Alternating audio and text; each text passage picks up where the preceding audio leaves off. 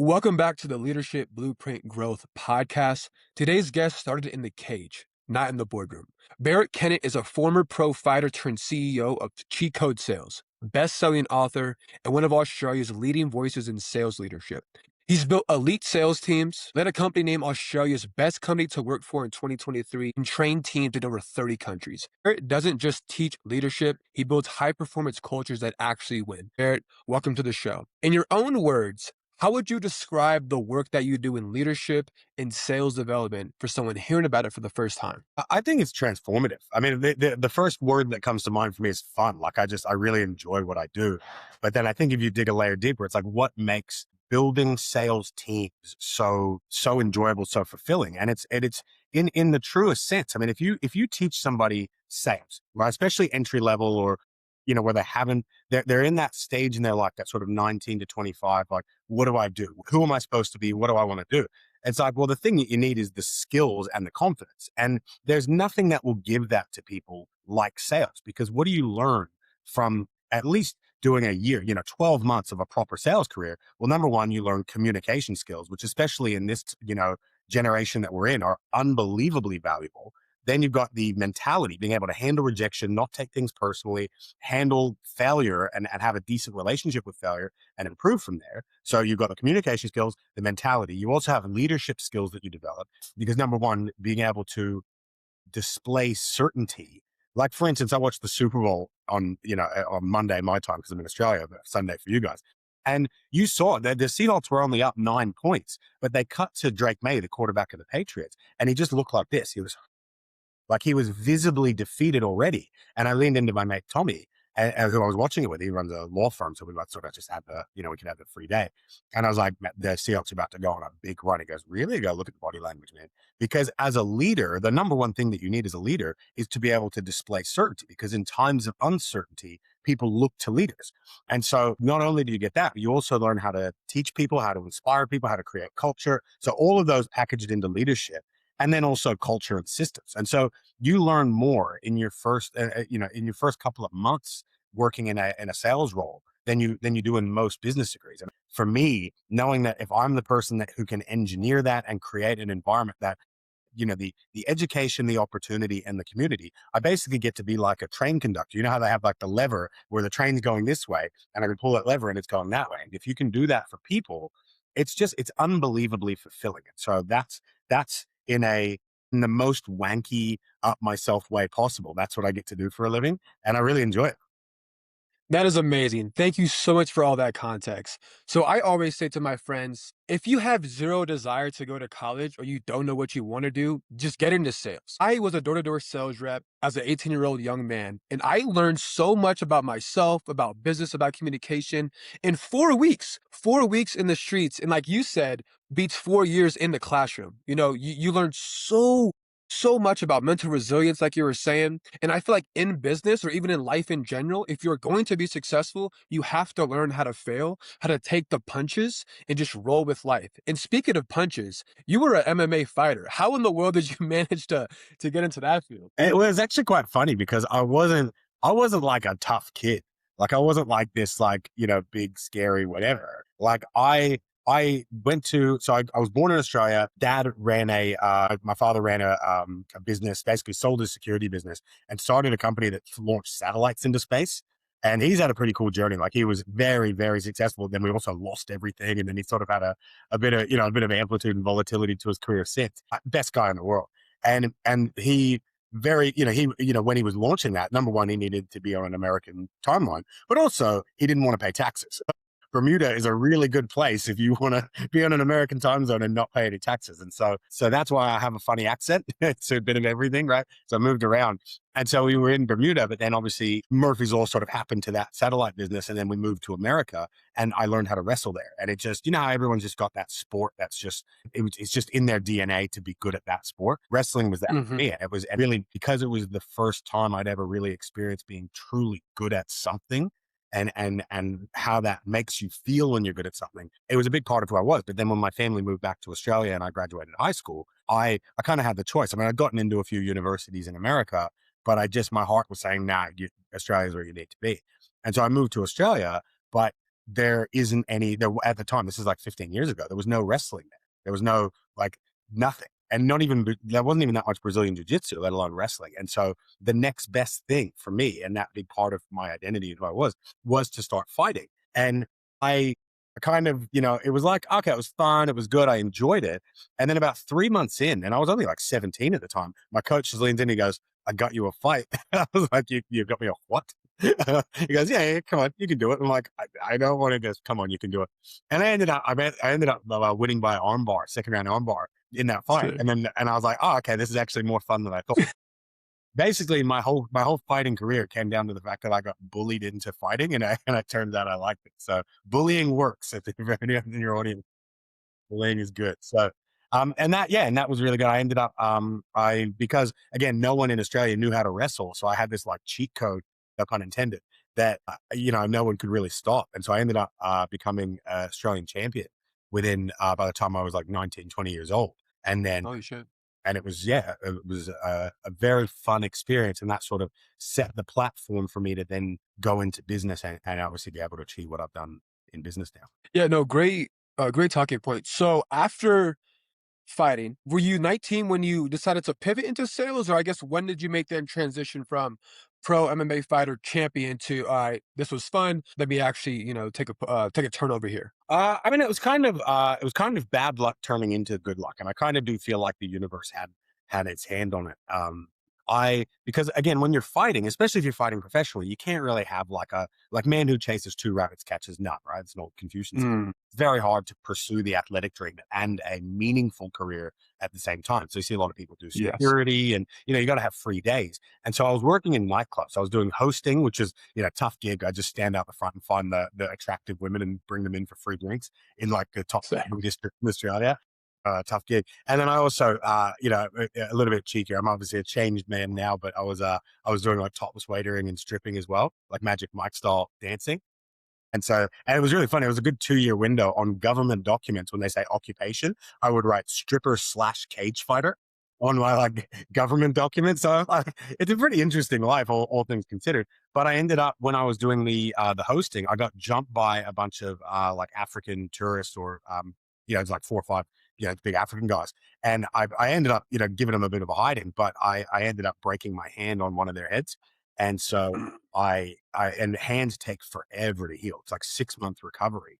And so I was literally just leaning on a railway and they literally just jumped me. So I was kind of like the adrenaline kicked in and I didn't feel any pain because of all the adrenaline. But after the fact, I saw like a little bubble sticking out of my hand, like just a white bubble. And I pushed it and it went away. And I was like, well, that's not good. And I tried to convince myself that it was fine. It's like, the old Dane Cook, like when you get an STD, it's like you just kid yourself that it's not. So I was like, no, my hand's fine. It's fine. So like 4 days later, I go in and get it x-rayed. And it turns out it was completely broken all the way through. But when I pushed that bubble, I ended up resetting the bone perfectly. And so that worked out okay. But again, it was 6 months before I could fight again. And so I ended up, finishing in the nightclubs. And I just ran into a random guy in the casino. And it was like the universe just pulled us together. And he just literally walks up and I was like, how you doing? And he goes, good, man. Hey, are you in sales? And I go, no. And he goes, you look like you'd be good at sales. I go, thanks. He goes, do you want to do sales? And I was like, sure. What are we selling? And he goes, cerebral palsy. And I was like, what's cerebral palsy? Like, I didn't know. And this is because in Australia, you've got the fundraising. I think it's in America as well, working on behalf of large non-for-profit organizations. And it turns out that initially I was like, are you sure that's not dodgy? Turns out the ROI on something like that is like 300 or 400%.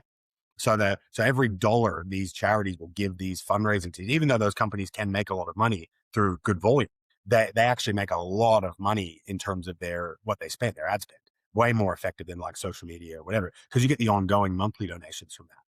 And so for the lotteries and things like that. So that's how I got into sales. And I just, as soon as I did it, it's like, it would have been like you with your baseball career. Like you just know, it's like, oh, okay, this is what I'm meant to be doing. And the rest is history.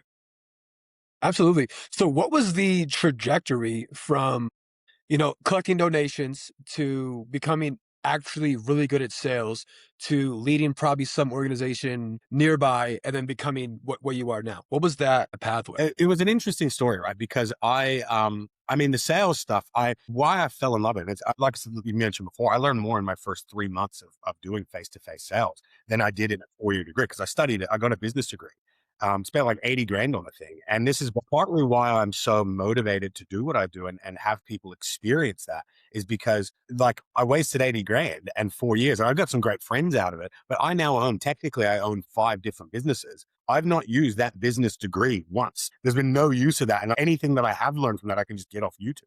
And so I do really fundamentally believe, and this is part of my big picture, when you look back at what led you there, I really do.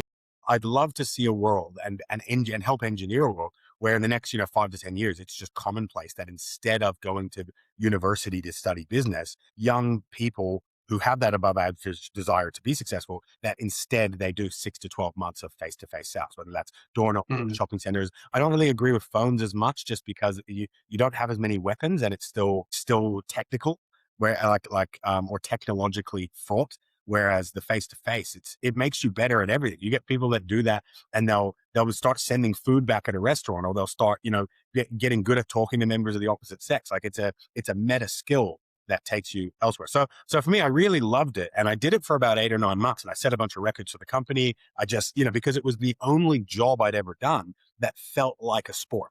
I've never done a job, and people who aren't in sales, it's like such an eye roll for them. It's like, oh, sure, bro. It's like you don't get it. You're not competitive enough to understand that if there is a leaderboard and there's the opportunity to win, I have to win. And most right.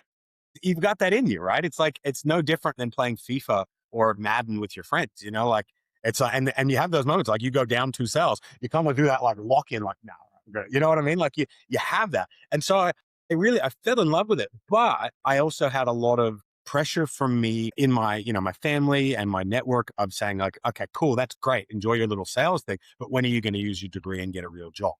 And this was back in the day where the industry in Australia wasn't as legitimate as it is now. Now it's not just full commissions. It's not just like a glorified pyramid scheme. We actually have to pay bases.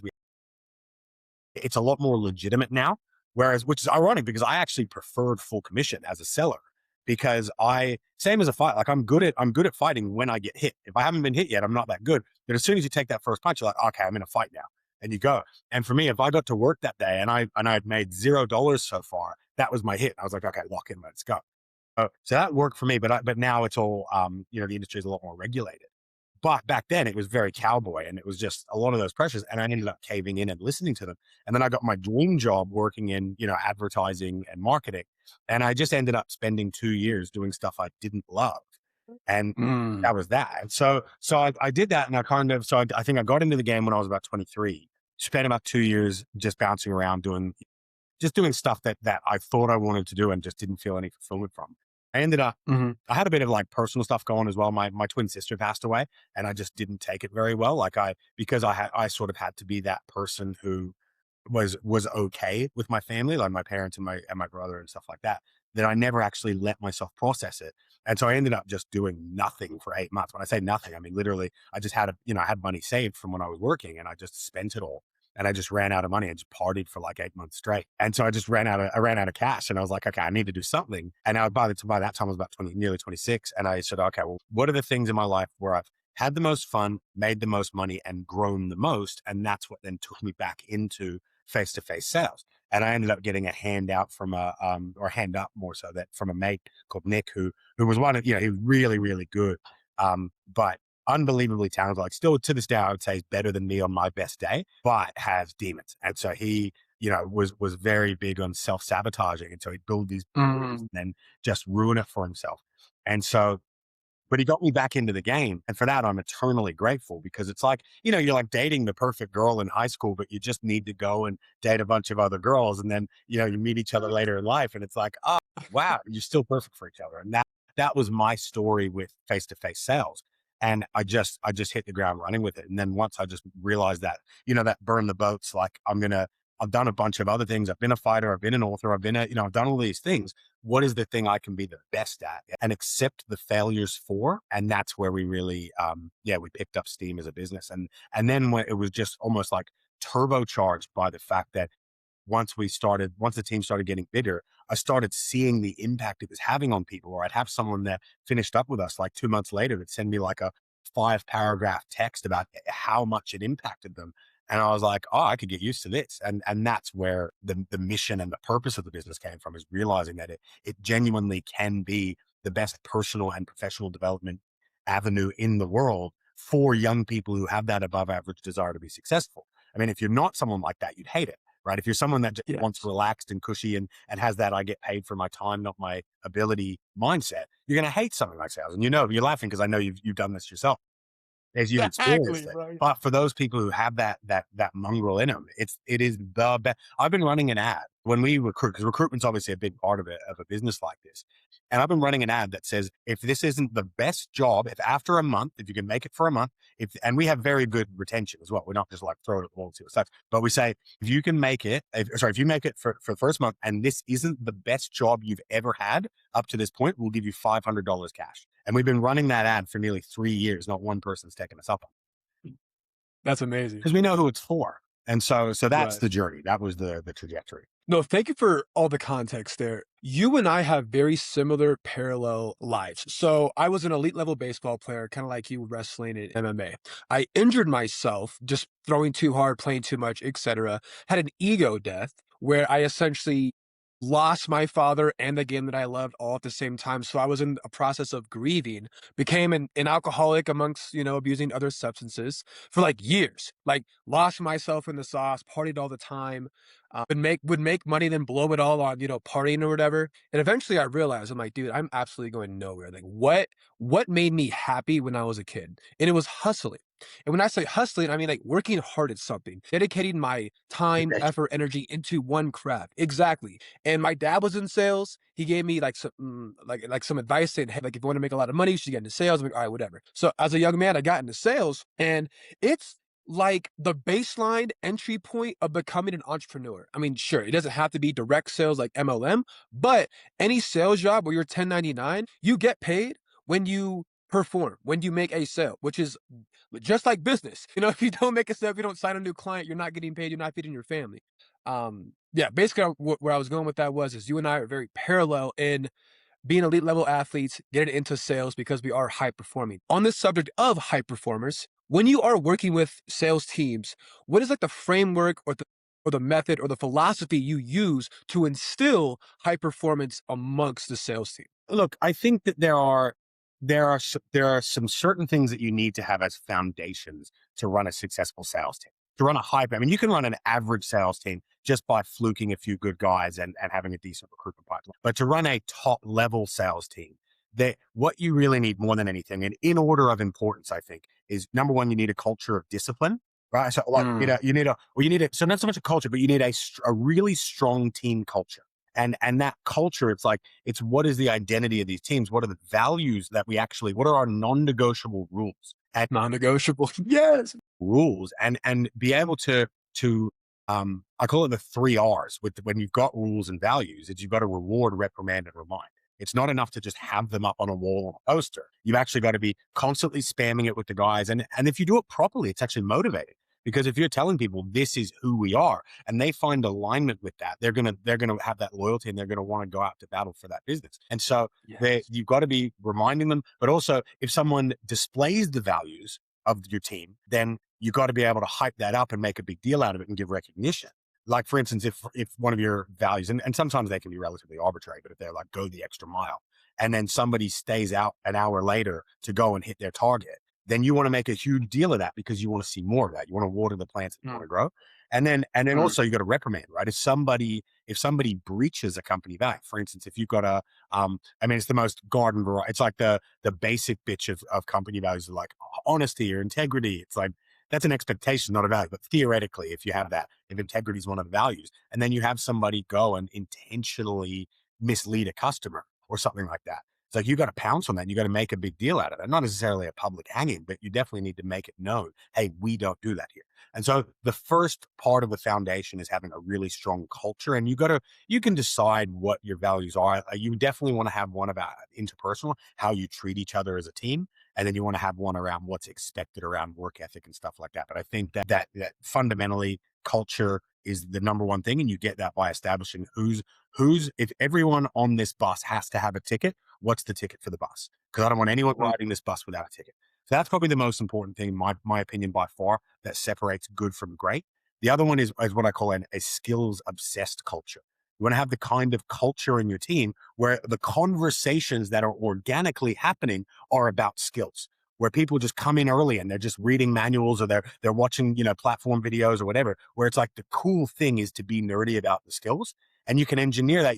The best way to engineer that, in my opinion, number one, be a good teacher and make the way that you teach exciting, but Mm. also is what I call first followers, which is I don't know if you've seen that YouTube video with the guy dancing at the festival, where it's it's not the first person that starts a movement; it's the second man in. It's the person that gives permission for the snowball to actually start. I have seen that video. And Yes, so yes. I think it's a really crucial leadership skill. And so if you want to have a skills focused culture, you've got to have your like lieutenants where it's like you can message them in a private group. Hey guys, can I just get some conversation? Let's say we're talking about third party stories today or testimonials or whatever you say. It's like, hey, can I get some conversations as soon as you guys make your first sale? When you jump in the group chat, can you blame it on the third party story that we just talked so it gets people talking about it? And so making sure that the conversations are dominated by skill. Because if the conversations are dominated by skills and goals, you know what they're not what they're not dominated by? Excuses, negativity. We call it posneg, where people like they'll say like something negative but make it a joke, and it's like that's still answers to a team. And so it keeps the frequency high and perform. Yeah. And then the last piece of the puzzle is you want a culture of discipline. And how do you have a culture of and remember, discipline is just doing the thing you know you're supposed to do, regardless of how you feel about it, because otherwise you're going to have a team. If you have a foundation of a strong team identity, of skills obsession, and of disciplined identity, then you don't need motivation. You need clarity and discipline. That's one of my favorite quotes. You don't need motivation. You need clarity and discipline. And if people know what they're supposed to do and then they do that regardless of how they feel, you're going to have a much more consistent, high performing team. Because if your team Mm. just, and these are a lot, especially low ticket sales, like what you've experienced, right, in your early career, it's a lot of it's on juice, juice, juice, momentum, rah, rah. And it's like, that's not going to be there every week. I mean, there's going to be disruptions. There's going to be hiccups. There's going to be, stuff, tragedies. There's going to be drama within the team. This person's going to sleep with that person but this person's in love with that person. So now, you know what I mean? Like you're always going to get stupid crap happen that'll sideline the team. If what you're reliant on is confidence and momentum, as opposed to skills and discipline, which one's going to win in the long run? So those would be my three. If you're going to have a tripod that it can balance itself, it's balanced on non-negotiable team identity and values, which is your culture, for lack of a better word, and also having a goal, a big team goal, kind of goes into that as well. But yeah, culture as a centerpiece, skills obsession, and discipline identity. If you've got those, you've got a killer team. First off, I fucking love your philosophy and your mindset. Like, we need more individuals like this. So just thank you for being you. Thank you. When did you experience training your first sales team? When did that break out? And then now, I guess follow-up question to after you answer the first one is, do you have a specific case study or a testimonial that you would love to share with? We work with XYZ company. I came in, they were here, and then after like 6 months of working with them, they were like, bam, they skyrocketed. Anything like Yeah, that? I'm gonna kill one for you because they kind of correlate.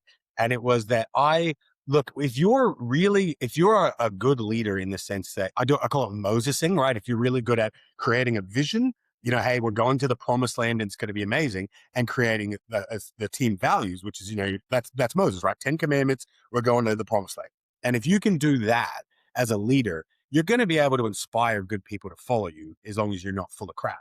And so, I got some really good pieces around me, but I found that and this is when I got back into the industry, and but I got stuck at like 10 staff, and we'd find our way up to like 11 or 12, and then then things would go wrong. I'd lose a bunch of people. I'd end up on 7, build back up. And I was just in that limbo. I find a lot of sales leaders really get stuck on that number in particular. And it's because you can only really run about 7 direct reports maximum. And your most efficient number of direct reports is about 4 to 5. And so Mm, and as I've realized after the fact, 'cause this is why, like, if you look at like the military, like Navy SEALs, for instance, it's all broken down into teams of four. I got 4 guys here, 4 guys here. It makes up there's 16 guys here in a platoon or whatever the technical term is. And for sure. and and so they've really got that down to a fine art of leadership efficiency. And so in order to really grow past that sort of 7, where you can keep your efficiency and sustainable growth, you have to develop good leaders. And Mm, that was my aha. And I just got pissed off enough that I was like, what am I missing? What am I missing? And that was, one of the big ones, that the most important early lessons for me was, no one cares how much you know until they know how much you care. And so just mm, showing the guys what we call gas give a, S word, because and just making time for them, and them actually knowing that you're invested in their goals, because if you're not the highway to their goals, then why would they follow you? If someone follows you because they believe that you'll take them to their goals faster, and because no one would want to follow someone they think's in the way of their goals. So you've got to be the highway and not the speed bump. And I find that, so being able to care, the first big lesson I learned. But then the one that really took me, where I was just like, I'm not doing this again. I'm not doing this 10 guy limbo thing again. I just drew a line in the sand. And so I just got very resourceful, and I found one of my original mentors in the game. He said, it's like, yeah, your problem is you're answering the questions. And I go, what? What do you mean I'm answering the questions? He goes, yeah, so they're coming to you with a problem. Hey, Barrett, this has happened. What do I do? And because I love to be the guy I love to be Batman all the time, that I would just come in and save the day. And as what I learned, and I've renamed it since, but the idea was just, what do you think you should do? I've renamed it bridge trolling. And the idea is because, in those old fables, you want to cross the bridge, but the troll makes you answer its questions, its riddles or whatever, to get past. for sure. And so for me now, and it takes a lot longer, it takes an extra, 5 or 10 minutes, especially if you're dealing with stubborn people, but you just stop answering their questions, because, and instead put it back on them. So, hey, we've got this other team selling in our area. What do we do? It's like, I don't know. What do you tell me? What do you think you should do? And just being stubborn about it. And sometimes they'll play the game and they'll be like, well, that's why I'm calling you. I don't know. And you just got to be able to go, hey, look, we don't do I don't knows here. Right? Come on, let's get resourceful. I'm trying to help you become a good leader. You got to get resourceful. Well, if I gave you $1 million to answer that question correctly, what do you think it would be? And being able to hold frame on that, I think, is powerful. And that was the big aha for me. Was what I realized is, it enabled me to stop being Batman, and it allowed me to start being Alfred, where I can create Batmans. I could give them the intel and the advice and the objectivity that they needed, but they could Mm, the day. And so within so we were stuck at about 10 guys for nearly a year. And then it took us maybe 2 or 3 months to get to 25 staff from there, because wow. finally created good leaders underneath me. And that was the one aha for me. And I think that's where so many business owners and even sales leaders get stuck, is they just have to be the hero all the time. And it's like, that's not your job anymore. That was your job when you were selling. You're not selling anymore. Even if you are, concurrently selling and leading, you've got to be the person who's empowering others. So much context, so in depth, so insightful. Can you describe the organizations you currently work with from a sales, or I guess high performing sales standpoint? Correct. So, Or so who would you want to work with? some are internal, some are external, meaning, because we started obviously as a sales and marketing agency. So basically, companies need stuff sold, we'll sell it for them because we're better at it. And so I think I've sold something like 15 to 20 products over the years. Like, we've definitely, and some are a bit more seasonal, some are less seasonal. A lot of what I do is lower ticket. We do have some higher ticket ones as well, business coaching packages and stuff like that. I speak as well. I have like a speaking business. You can tell I'm a little bit extroverted. So kind of, You make a great speaker. kind of goes into it. But what I love about the lower ticket, and because people always, if you're in sales, you need to do high ticket, remote closing, blah, blah, blah. It's like, that's great if all you want to do for the rest of your life is sell. But if you want to be able to build a business, or at least scale and build teams, low ticket's the way to go, because it takes instead of taking them 6 months to get good, it takes them 3 weeks to get good. And so you can very, very quickly, if you see yourself as someone who, wants to be running a team of 5 to 10 staff in your first year, then low ticket is 100% the way to go, especially if you don't have a lot of sales experience ahead of time. And so Mm, we do, again, I still have divisions doing the non-for-profits, like the fundraising. They do lotteries, they do Window cleaning, that's a fun one. Roof restoration, which is a sick one. That's where you basically do get people up on roofs to inspect if they've got hail damage and then make the insurance companies actually pay instead of like, you know, see if The homeowner they can paying for it. actually pay. Because I think that's a really funny, it's a very like Robin Hood style industry because you think that because those insurance companies, their whole marketing is you can trust us, we've got your back. And then something goes wrong. They're like, actually, you see over here, and someone can do that on your behalf. So that's a fun one. Solar teams. So we've got a few ones. I would say fundraising is probably my favorite, mainly because it's an emotional pitch. You're really learning how to connect with people quickly and create emotion, which is a really important foundation. You know, they say like wrestling's your best base for MMA. I think that face-to-face fundraising is the best base for business success because you handle rejection, you understand resourcefulness and mentality, and also, and you learn how to work the numbers, but you really learn how to create emotion and connect to people quickly. And I think that those are really useful skills to have that you may not get. Like, for instance, if I'm selling like high-end tech, well, I'm relying on my product knowledge and the benefits of the product to do most of the legwork. And so I have to be really in high ticket sales. I have to be really good at asking questions that highlight your needs, which you don't get as much in low ticket. Low ticket is more about just get them on the yes train and handle some objections. Whereas in high ticket, if you're handling objections, you're doing it wrong. And Mm, so there is some difference in that. For the most part, that's yeah. So we're pretty diversified for sure. But oh, again, cool. the principles are still the same, especially around what makes sales, which is pitch based attitude. Do you have really good skills? Do you have really good work ethic?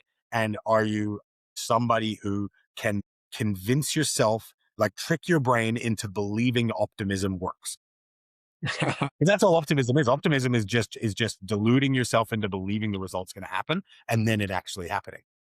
No, absolutely. I mean, not to get metaphysical, but like your inner world shapes your outer world, you know? So if you truly do believe that something's gonna happen to you, then like it will happen to you. It's just a matter of time, you know? And I really like that. I think it's a Hormozy one, but it's pessimists get to be right, optimists get to be rich. And I don't mind. I'll value money over accuracy. I'd rather be wrong and rich every single day of my life. You know what I mean?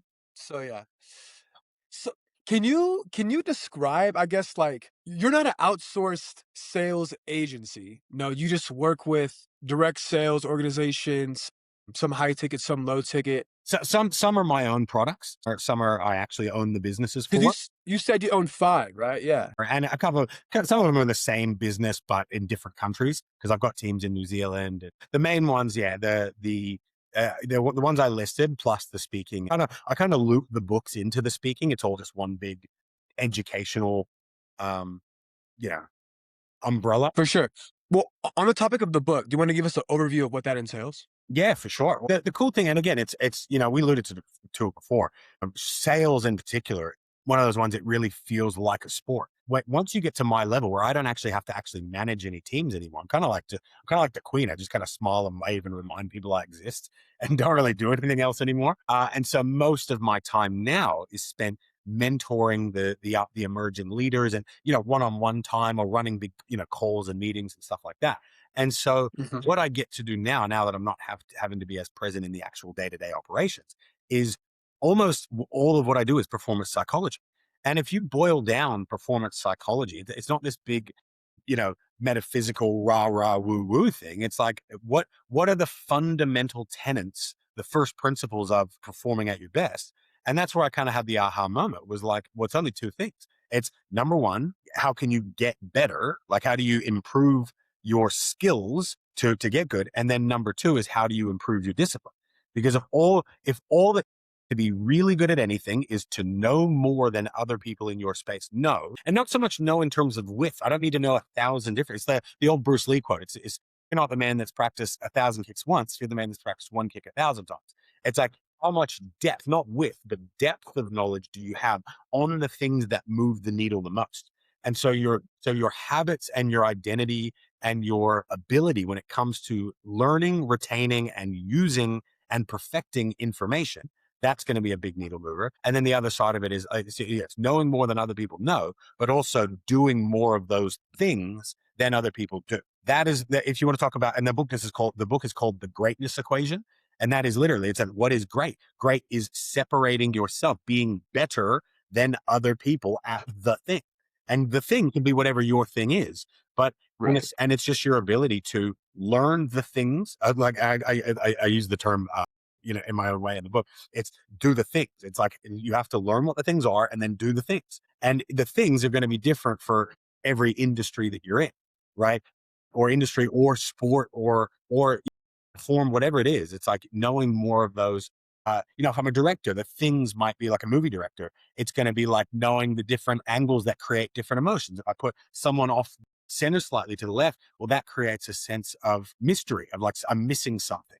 So that's a thing. It's just one of those little things. And the more of those that you can put in your tool belt and have ready for use at the right time, the better you're going to be. It's not a very thick book. It's like a one right here, right? So that's the book there. It's very ADD friendly for salespeople, but it's not meant to be a complex book. So I don't think that greatness is a complex topic. I think if you as a meta habit get really good at learning skills and perfecting them, and then get really good at doing them consistently, then you're going to be successful in whatever you do.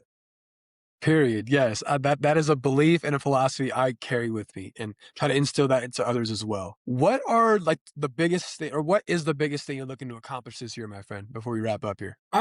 Look, I mean, if the overarching goal for me is, because I'll tell you, it's actually a really funny one. I went to Scotland because my wife's Scottish, and I've got a 1-year-old son, and so we went to see her family over the break, which I was really excited about because it's freezing cold and it gets dark at like 4 p.m. and it's not light until 8 a.m. And I didn't have any friends over there, so I was like super fired up about that trip to Scotland. And yes, Right.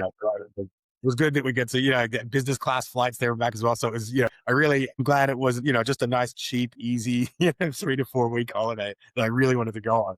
And, but they were happy. And look, I always see the good in things. Like I had a really good, I hadn't spent that much time with my son because I was working a lot, and, my wife really enjoyed it and her family's great. So there was positives. But towards the end of it, I saw one of the guys that is in my industry who just is, who does sales like I do, but it's just, and I don't mean this in an egotistical way, but he's not on my level at all, right? And I was and he's doing really well, and again, kudos to him. There's no jealousy but I saw him taking like first class flights to Dubai, and it was just on my story, and I was just lamenting. And I'm like, don't get me wrong, the business is going well, like money's not a huge issue, whatever. But I was just lamenting. I was like, I only got business class. Why is he in first class? Like I got mad about it because I had nothing better to do. It's like, well, I should be taking first class. And so I ended up upgrading my flight on the way back as well, just out of spite.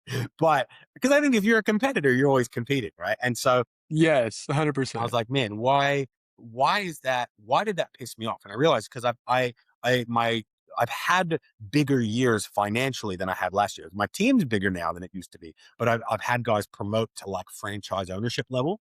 So I don't That's have any cool. more direct teams. And so my ability to lose money is hampered. Like there's a lot less risk in it for me, but I'm capped at how much I can make because I'm basically making a third of what I used to when I had skin in the game. And and Gotcha. in the meantime, I'd been making all of these I'd had all of these like new ideas of businesses I want to do. I want to get into recruitment now, and I want to be in, I want to have this business idea, and I was just chasing.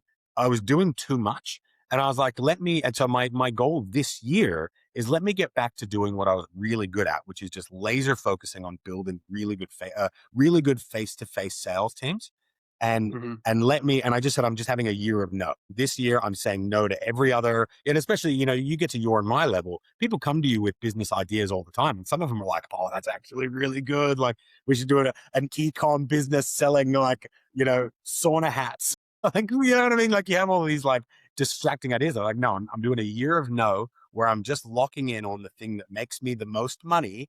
And I want to try and Right. get that. I want to try and, I mean, in a perfect world, double the size of the team I've currently got. And so that's what I'm doing this year. And overarchingly, what I really want at the end of it is, and I kind of, because I was doing all those different things, I kind of lost my way in terms of what my mission was. And my mission Mm, felt that when I was at my best was like, man, I firmly believe that, and it's great that I'm speaking to someone who's actually experienced it, is that I believe that it should be commonplace, at least across the Western world in the next 5 or 10 years, that instead of going to university to study business, people do 6 to 12 months of face to face sales. And ideally, people do 6 to 12 months of working for one of my businesses because I think we do the personal development element of that better than anyone else does. And I don't mean that egotistically. I mean that because that's what we've dedicated ourselves to, and that's how we position ourselves. And so people do 6 to 12 months of working for cheat codes. Like, hey, did you do cheat code? What year did you do cheat code? And it doesn't. And some people can hang back and progress into ownership and management, but at the very least, it be the stepping stone for people who have that thing in them. And so that's overarching what I'd like to be able to do. But again, if there are other companies that do what we do and do it the way that we do it in terms of the culture, and don't just churn people and use people, I don't necessarily need to have a bigger slice of the pie. I mean, it'd be good if just the whole pie got bigger for everyone, and I can just contribute to that. I like that. But that overarchingly is what drives me for sure. And that's the little goal this year leads to the bigger goal, down the line. Down the road. Well, it all started with, you getting pissed off at that guy flying first class to Dubai. So it's kind of a good thing that you saw that, you know? Yeah, And I and that wouldn't have happened if I wasn't just cooped up in a little Scottish cottage in the freezing cold, and just no, dark for and sure. cold. Right, right. Sounds like paradise, you know? Someone told me this a while back that all direct sales or network marketing companies, all it really is personal development attached to a product. At the end of the day, if you cannot make it 6 to 12 months banging on doors, getting the door slamming in your face, how you're never going to own a business. Like period. Like you'll never have thick skin enough to go out and face adversity when the walls are crashing down. I had so much fun on this podcast, and man, I love the personality, love the energy. It was a pleasure speaking with you. Audience, thanks for tuning in, and until next time.